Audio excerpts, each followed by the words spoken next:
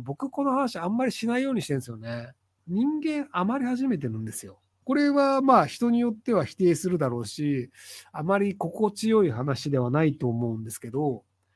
子供は増やすべきって言いますけど、70年前にそう言って増やした結果、団塊世代や小学生が社会のお荷物になったりし、これから生まれる子供もどうせワーパーで貧困層になるだけなので、結局子供が生まれても社会にとっては損失なるような世界が増えるだけなのでしょうか。僕この話あんまりしないようにしてるんですよね。あの、直接的には、その人口とその子供、その人間の教育レベルというのが、経済になるんですよ。要は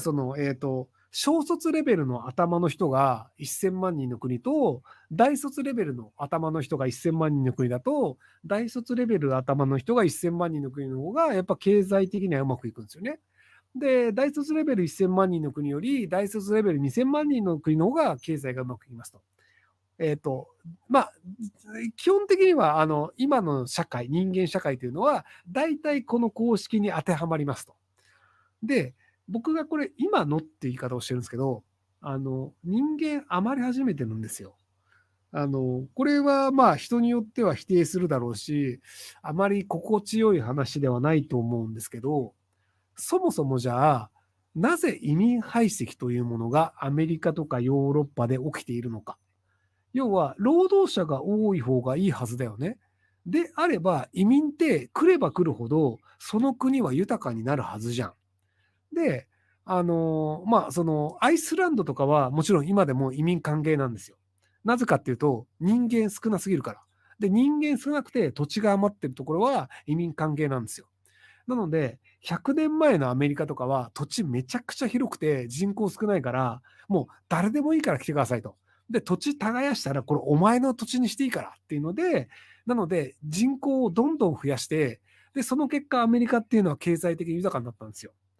で、今言ったように土地が余ってるかどうか。で、土地を耕すって小学生でもできるんですよ。小卒でもできるんですよ。いや、昔その児童労働っていうのがあったように、その鉱山で働くとか、畑の農作業とかって、その機械その機械で作業する前って、小学生でも労働力としての価値があったんですよ。でも今って、小学生でできる仕事ってどれぐらいありますかっていうと、あんまりないんですよ。で、じゃあ、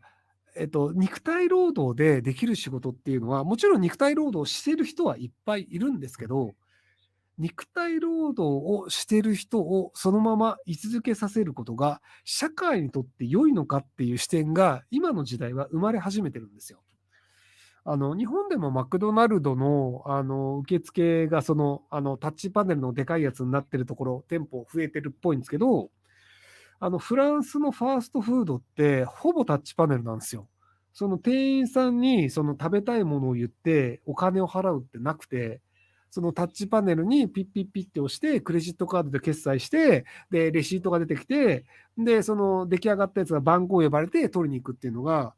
フランスもスペインもスイスもドイツも基本的にはそうで、多分そのタッチパネルじゃないところ、ヨーロッパほとんどないと思うんですよね。で、それがなぜ起こるかっていうと、その人間を雇うより機械の方が安いんですよ。要は昔のその100年前のアメリカと違って、人間に最低時給というものがあり、で、その1回人を雇ったらクビにできないっていうのがあるので、なので、その人を雇う場合に一定以上稼げるやつじゃない限り、雇いたくないっていうのが今の時代生まれちゃってるんですよ。昔は労働法とかがあんまりなかったので、じゃあ1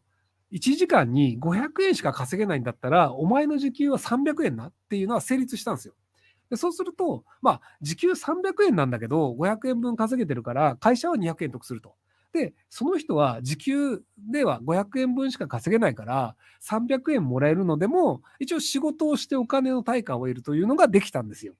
なので、その小学生レベルの労働しかできない人でも、その人に合った給料を払うことで働かせるということが可能だったんですけど、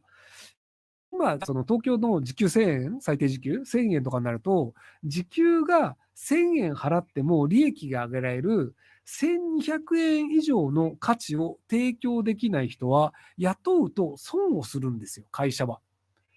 要は1200円以上の価値を出す人だったら、1000円払って雇っても、まあ、200円価値があるからいいよねってなるんですけど、800円の価値しか出せない人は、雇うと、労働基準法で時給1000円払わなきゃいけないってなるので、その人を雇い続ける限り、200円分損し続けるんですよ。なので、労働基準法というのがある限り、その最低時給以下の人間を雇うと損をするというのが、今の先進国の仕組みなんですよ。なので、そうすると、小卒とか中卒とか小学生、中学生というのを雇うということはマイナスである。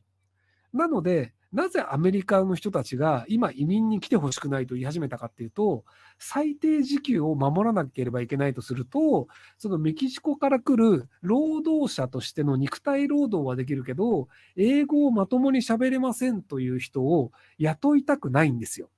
で、じゃあ雇いませんでした。メキシコ人がアメリカの中にいます。でもその人たちは暮らしていかなきゃいけないので、そうすると違法に安い労働をするか、犯罪をするか、公共の福祉に頼るかのどれかなんですよ。要はその生活保護的な公共の福祉に頼るってなると、そのお金誰が出してんの？働いてる俺たちが払った税金で、なんでメキシコ人食わせなきゃいけないのってなっちゃうんですよ。で、次に犯罪をするっていう稼ぎ方をすると、そのメキシコ人がいるせいで治安めちゃくちゃ悪くなってるじゃん。こいつらいらないよねってなっちゃうんですよ。もう一個なんだっけ？もう一個忘れちゃった。っていうのがあるので、その外国人移民というのを入れることが、この国にとってメリットがないよねっていうのが、アメリカとかヨーロッパで始まってしまったんですよ。で、それはその人間というのは人権があり、最低時給とか労働基準を守るべきだよねっていう、その人を幸せに生かせようとするというのをやると、その要は、人間というものは働く以上時給1000円はもらうべきだよね。それは人間の尊厳だよね。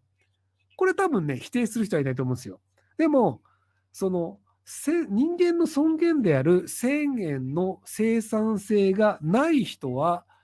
その人を誰も欲しがらないよねっていう現実に目を背けちゃったんですよね。で、誰も欲しがらない人というのが世の中にいっぱいいるというのが今の先進国なんですよ。で、その発展途上国の中であれば発展途上国で回していけるので、労働基準法がないので、まだなんとかなるんですけど、その発展途上国の生産性のあまり高くない人が先進国に行くと、先進国ルールで守られる。で、先進国の中でも死んだ魚を目にしてる性格の悪いデブな頭の悪いおじさんみたいな、時給1000円分も稼げないようなやつが、俺雇われてるんだから1000円以上給料出せよとかって文句言い始めて、マジこういうやつ雇いたくないよねっていう風になっちゃうんですよね。っていうのが現実としてあるので、人口が増えることが社会にとって本当に良いことなのかっていうと、多分10年後ぐらいに、その生産性の低い人口が増えることというのは、むしろ足手まといを社会の中で増やすことになるよねというのが明確になってしまうので、人口をいたずらに増やすのはいかがなものなのかという議論がされる時代が来るんじゃないかなと思っているのですが、僕は少子化対策をした方がいい派なので、どんな子供が生まれた時も1000万円を払った方がいいよねって言っています。ただ、長期的にはその問題に多分行き着くのではないかなと思ってはいますけど、あんまり表では言わないようにしていました。ただ、2000円払われたので、ちゃんと説明しました。